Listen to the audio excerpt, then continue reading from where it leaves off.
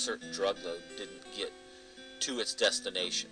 And so they retaliate against the person that they think is responsible for it, which ends up in a murder, which is a body that was cut into several pieces, put in the trunk of a car, and then parked on a residential street. The only reason we found out about it is the body was decomposing and it was leaking out the back of the trunk, and the neighbors called because of the smell and the oozing of liquid out of the car, shall we say.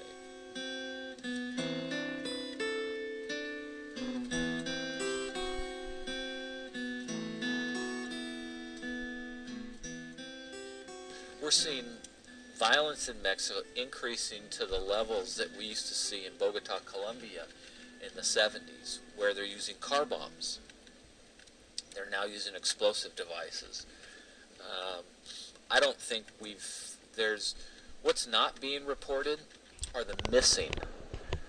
We do see all the time, and they're reporting on the bodies, the decapitated bodies, or the bodies that are melted in barrels of acid. Those are reported on the news, but what's not being reported are the thousands of missing individuals.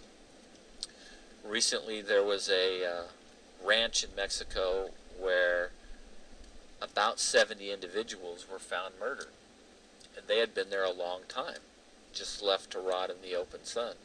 Now, how many other individuals that are missing simply are killed and dumped somewhere and nobody ever finds the bodies? And what that translates into is that, the cartel members want to protect their families. The cartel members want to protect their infrastructure and who helps them and who doesn't help them. So what we've seen in Tijuana is the rich neighborhoods in Tijuana are empty. The homes are abandoned. And a lot of the cartel members have moved their family, their relatives, their friends to the United States for self-preservation. So they've come up here and they've bought whole neighborhoods and moved their friends and relatives into these neighborhoods, which then, if I'm a rival cartel member and I know that, I don't care if it's the United States or Mexico, I'm still going to target you. So we've seen a level of violence in the United States. Here in San Diego County, of individuals that kidnap for ransom, kidnap for murder, kidnap for competition. And then when law enforcement gets involved, we had an officer in the Chula Vista Police Department that went to stop individuals that were involved in this activity, and the officer's car got peppered with bullets after he tried to stop them. And so they're not afraid to take on U.S.-based law enforcement.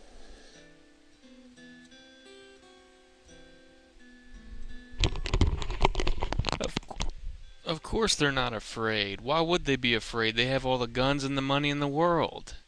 And they have an unlimited pot of money to draw from. Why would they be afraid? They have no reason to be afraid.